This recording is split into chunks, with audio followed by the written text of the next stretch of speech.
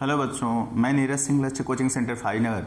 आज के इस लेक्चर में एक छोटा सा टॉपिक लेकर आया हूँ, प्रकाश का अपवर्तन। तो प्रकाश का अपवर्तन समझने से पहले मैं थोड़ा सा बैक रिवीजन जाऊँगा कि जो लोअर क्लासेज में आपको जो है कई ऐसी चीज़ें होती हैं जो पढ़ाई जाती हैं, जो आपके जो है स्टैंडर्ड बढ़ते हैं तो उस पर जो है फोकस नहीं करते। तो यहाँ हम अपवर्तन पढ़ने से पहले एक छोटा सा टॉपिक पढ़ते हैं कि माध्यम क्या होता है। तो माध्यम की परिभाषा यानी मीडियम, माध्यम वह पदार्थ जो पारदर्शी हो तथा जिसमें से प्रकाश होके गुजर सके, माध्यम कहलाता है। तो चलते हैं हम कि माध्यम की परिभाषा देखते हैं कि माध्यम है क्या। तो माध्यम की परिभाषा लिखते हैं कि वह पदार्थ, माध्यम मीडियम वह पदार्थ जो पारदर्शी हो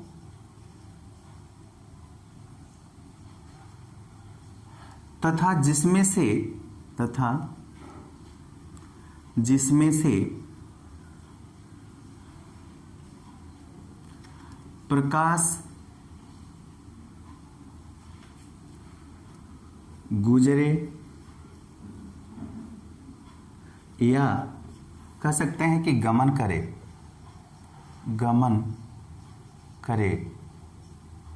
माध्यम कहलाता है। जैसे हम एग्जाम्पल के रूप में देखें, जैसे वायु एक माध्यम है, क्योंकि इसमें जो है प्रकाश जो है ट्रेवल करता है और ट्रांसपेरेंट भी है। कांच तथा जल, हीरा भी एक माध्यम कहलाएगा, क्योंकि हीरे में भी प्रकाश जो है ट्रेवल करता है। तो हीरा को भी हम ऑब्जर्व कर सकते हैं। अब यहाँ पर हमारे पास ऑप्शन है कि जो डिफरेंट आपको जो है मीडियम दिखाई दे रहा है, वायु है, कांच है तथा जल है। तो इनमें जो है प्रकाश की चालें जो है अलग अलग होती हैं। तो उनके आधार पर जो है माध्यम को हम दो वर्गों में जो है बांट सकते हैं कि माध्यम कितने प्रकार का हो गया, माध्यम दो प्रकार का हो गया। तो यहाँ हम अगर कहें कि माध्यम कितने प्रकार का होता है, तो माध्यम जो है दो प्रकार का होगा। या तो ऐसा माध्यम होगा जिसमें प्रकाश की चाल अधिक होगी, और नहीं तो ऐसा माध्यम होगा जो दूसरे के रिस्पेक्ट में उसमें प्रकाश की चाल कम होगी। तो यहाँ हम देते हैं कि माध्यम कितने प्रकार का होता है, यानी माध्यम के प्रकार। तो देखते हैं कि माध्यम दो प्रकार का होता है, दो प्रकार का होता है। पहला विरल माध्यम,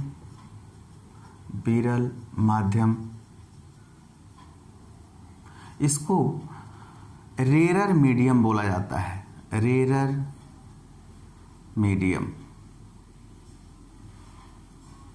दूसरा सघन माध्यम, इसको डेंस मीडियम बोलते हैं, डेंस मीडियम, या ओनली डेंस कह सकते हैं, सघन। ओके। विरल मतलब ये होता है कि जिसमें गैपिंग हो। जैसे नए लोग कहते हैं कि बिरले ऐसा लोग होते हैं, यानी 6 फुट।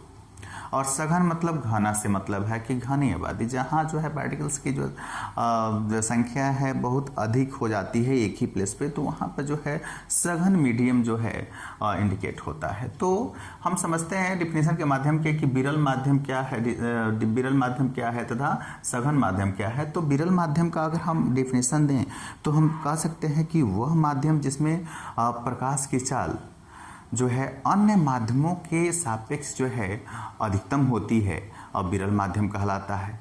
जबकि सघन माध्यम को डिफाइन करें तो लिखेंगे कि वह माध्यम जिसमें प्रकाश की चाल अन्य माध्यमों के सापेक्ष जो है बहुत कम होती है, वह जो है सघन माध्यम कहलाता है। तो हम डेफिनेशन देते हैं कि सघन और विरल माध्यम क्या है। तो पहला पॉइंट लेते हैं विरल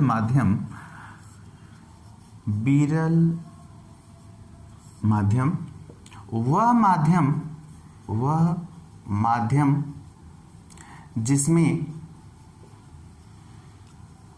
प्रकाश की चाल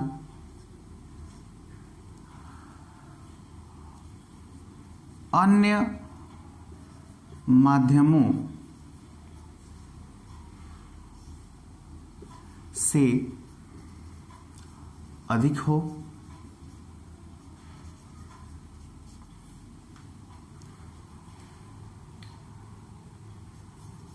विरल माध्यम कहलाता है। यानी अन्य माध्यमों की बात करें तो हम ये कह सकते हैं कि जिस माध्यम का कंपैरिजन अन्य माध्यमों से की जा रही है उसमें जो है प्रकाश की चाल सर्वाधिक है, तो उनके सापेक्ष जो है यह विरल माध्यम कहलाएगा। ओके, उनके सापेक्ष कह सकते हो, उनके सापेक्ष विरल कहलाता है। जैसे एग्जाम्पल के तौर पे मैं आपको समझाऊं कि वायु और कांच ले लो, वायु और कांच। तो आप जानते हो कि वायु में प्रकाश की चाल जो होती है 3 × 10⁸ मीटर पर सेकेंड होती है, और जबकि कांच में प्रकाश की चाल जो होती है वह जो है 2 × 10⁸ मीटर पर सेकेंड होती है। तो यहाँ हम अगर चाल के बेसिस पे देखें तो वायु में प्रकाश की चाल कांच में प्रकाश की चाल के रिस्पेक्ट में जो है अधिक है, तो हम कह सकते हैं कि जो वायु जो है वह कांच के सापेक्ष जो है विरल है। ओके, दूसरा हम पॉइंट लेते हैं इसका सघन माध्यम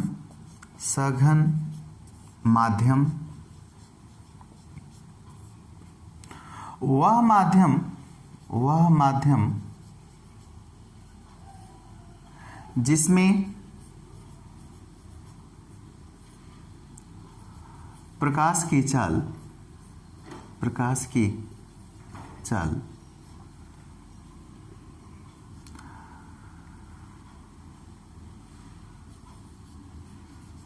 अन्य दिए गए माध्यमों से बहुत कम हो,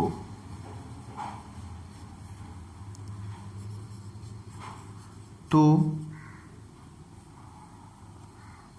उसे सघन माध्यम कहते हैं। सघन माध्यम कहते हैं। जैसे हम देखें वायु और जल की बात करें या वायु और कांच की बात करें, जल और कांच की बात करें, तो यहां पर हमको मिलेगा कि वायु में प्रकाश की चाल जल में प्रकाश की चाल से अधिक है, इसलिए जल जो है क्या होगा, सघन होगा। किसके सापेक्ष, वायु के सापेक्ष। वायु और कांच की बात करें तो कांच जो होगा सघन होगा। किसके सापेक्ष, वायु के सापेक्ष। जल और कांच की बात करें तो यहाँ जल में प्रकाश की चाल होती है 2.25 × 10⁸ मीटर पर सेकेंड, जबकि कांच में होती है 2 × 10⁸ मीटर पर सेकेंड। तो कांच जो होगा सघन होगा। किसके सापेक्ष, जल के सापेक्ष। तो यहाँ एग्जाम्पल मिला कि हम कह सकते हैं कि जल जो है वायु के सापेक्ष जो है सघन है, कांच जो है वायु के सापेक्ष सघन है, तथा कांच जो है जल के सापेक्ष सघन है। तो यहाँ जो है दो मीडियम की बात हो रही थी, सघन माध्यम और विरल माध्यम। तो इजी फॉर्म में इसका जो है डेफिनेशन हम समझ सकते हैं। यहाँ अगर हम अन्य माध्यम का इमेजिनेशन करें, जैसे मान लीजिए कि वायु हो गया, जल हो गया, कांच हो गया, और इसी के बीच में हम एक नेक्स्ट मीडियम लेते हैं हीरा। ओके, तो हम देखते हैं कि वायु में जो प्रकाश की चाल होती है 3 × 10⁸ मीटर पर सेकेंड होती है, जल में जो प्रकाश की चाल होती है वह 2.25 इंटू 10⁸ मीटर पर सेकेंड होती है। कांच में प्रकाश की चाल जो होती है 2 इंटू 10⁸ मीटर पर सेकेंड होती है। हीरे में जो प्रकाश की चाल होती है 1.5 इंटू 10⁸ मीटर पर सेकेंड होती है। तो मैं अगर इन मीडियम की बात करूं तो मैं पूछूं कि आप विरल माध्यम कौन सा है, तो इसमें आपको सबसे पहले वायु दिखाई देगा जिसमें प्रकाश की चाल सबसे अधिक है, तो हम कह सकते हैं कि वायु जो है विरल माध्यम है। जबकि सर्वाधिक सघन मीडियम क्या है, तो जिसमें प्रकाश की चाल बहुत कम है, हीरा जो है जिसमें प्रकाश की चाल कितनी है 1.5 इंटू 10⁸ मीटर पर सेकेंड है, इसलिए जो हीरा जो है सबसे इसमें डेंस है। अगर डेंसर मीडियम का जो है अगर कंपैरिजन करें तो सबसे जो है डेंस हीरा है, उससे कम डेंस कांच है, उससे कम डेंस जल है, और रेयर क्या हो गया वायु हो गया। लेकिन दो डेंस मीडियमों के रिस्पेक्ट एक दूसरे के कंपैरिजन में उनमें भी एक रेयर और दूसरा डेंस हो जाता है। जैसे कांच और हीरे की बात करूं तो हीरा जो है डेंस होगा यानी सघन होगा, और कांच इसके रिस्पेक्ट में जो है विरल होगा। जल और कांच की मैं बात करूं तो जल जो है होगा कांच के रिस्पेक्ट में जो है रेयर हो जाएगा। जल और वायु की बात करूं तो जल जो होगा वायु के सापेक्ष जो है सघन हो जाएगा। तो ये हमारा एक छोटा सा पॉइंट रहा माध्यम और माध्यम के प्रकार।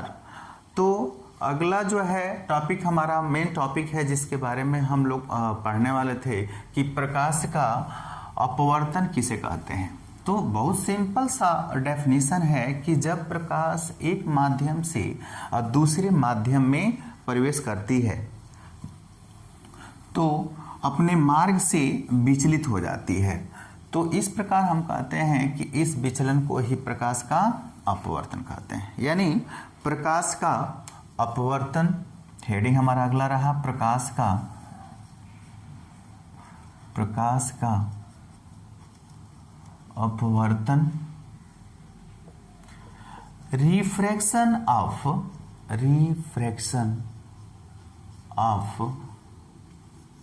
Light, refraction of light. तो अभी हम जस्ट पढ़े थे कि मीडियम क्या है। तो अगर हम मीडियम की बात करें तो मीडियम दो प्रकार का हो गया था, सघन और विरल।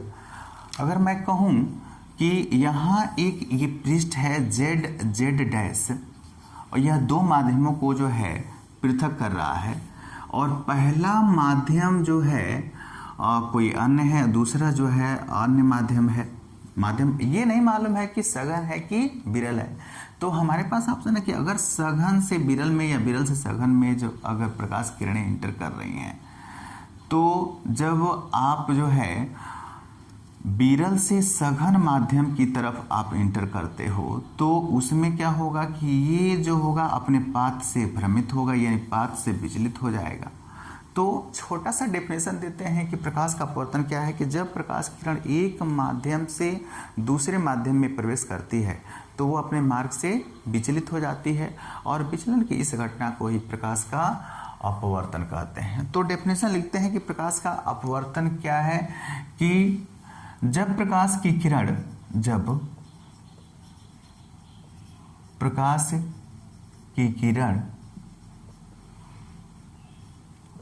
एक माध्यम से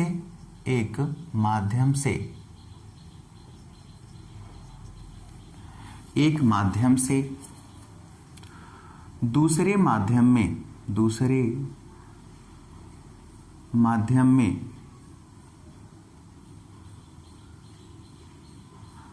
प्रवेश करती है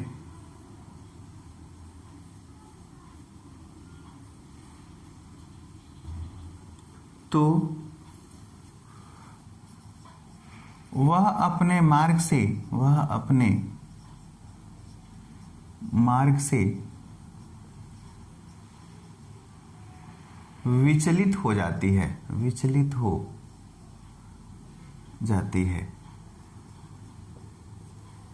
इस घटना को ही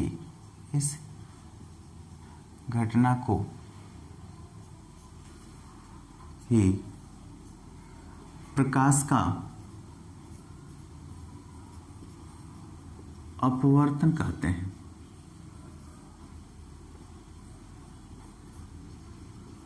या हम यूं कहें कि प्रकाश का एक माध्यम से दूसरे माध्यम में जाने पर अपने मार्ग से विचलित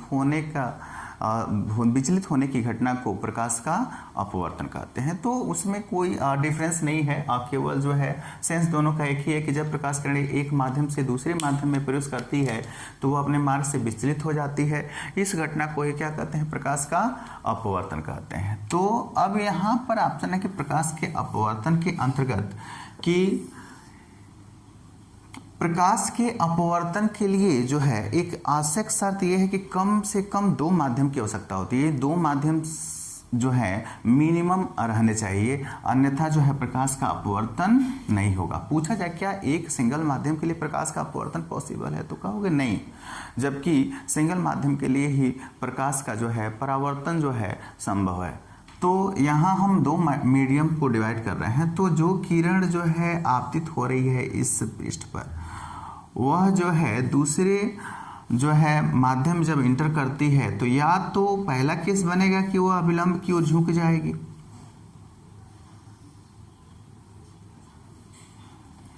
या तो दूसरा केस बनेगा कि अभिलंब से दूर हट जाएगी। ऐसा हो सकता है, दोनों चीजें हो सकती हैं।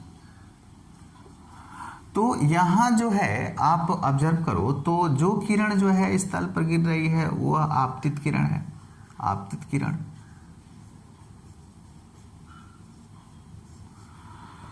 जो है दूसरे मीडियम में जो रेज निकल रही है उसको हम बोलते हैं अपवर्तित किरण।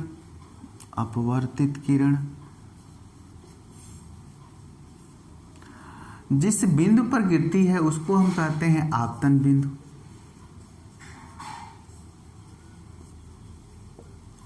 तथा आपतन बिंदु पर जो ऊर्ध्वाधर रेखा ऊपर की ओर जाती है उसको हम कहते हैं अभिलंब। अभिलंब, ओके।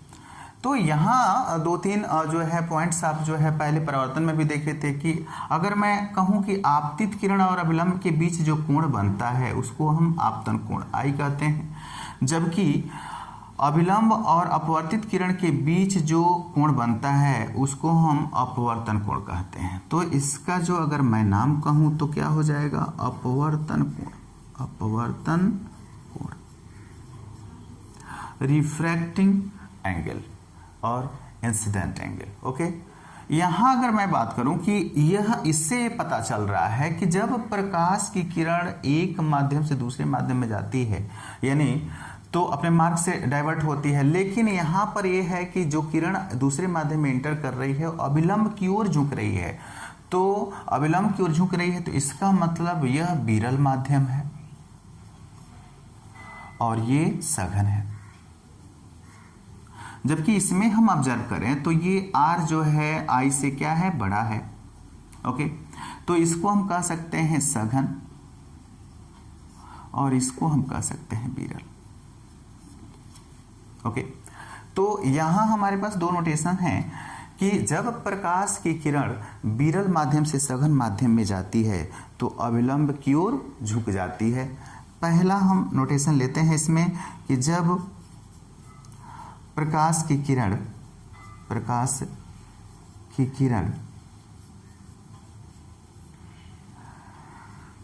विरल माध्यम से सघन माध्यम में जाती है, सघन माध्यम में जाती है तो वह अभिलंब की ओर झुक जाती है। अभिलंब की ओर झुक जाती है।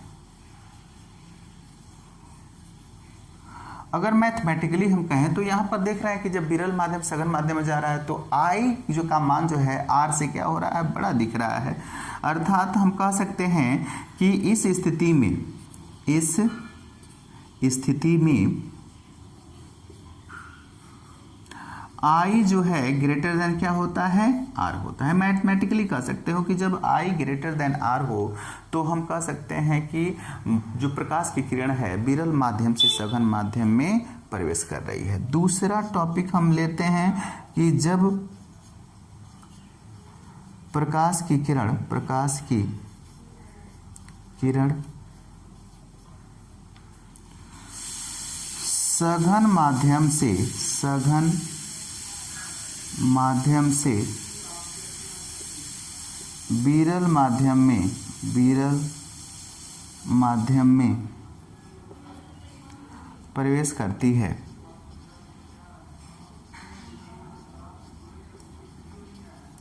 तो वह अभिलंब से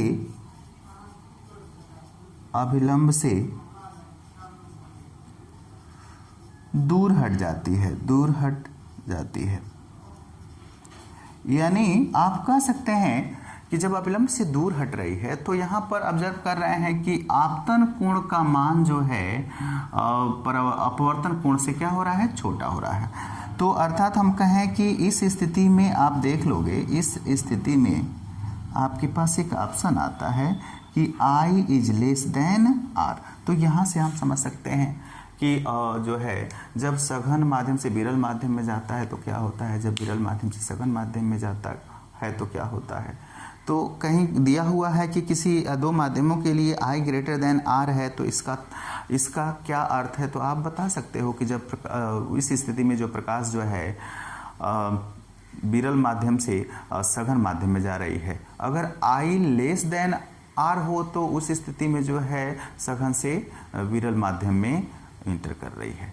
तो इस छोटे से टॉपिक के अंतर्गत जो है आपने दो चीज़ें सीखा कि माध्यम क्या है, माध्यम की परिभाषा क्या है, और उसके बाद से जो है प्रकाश का अपवर्तन।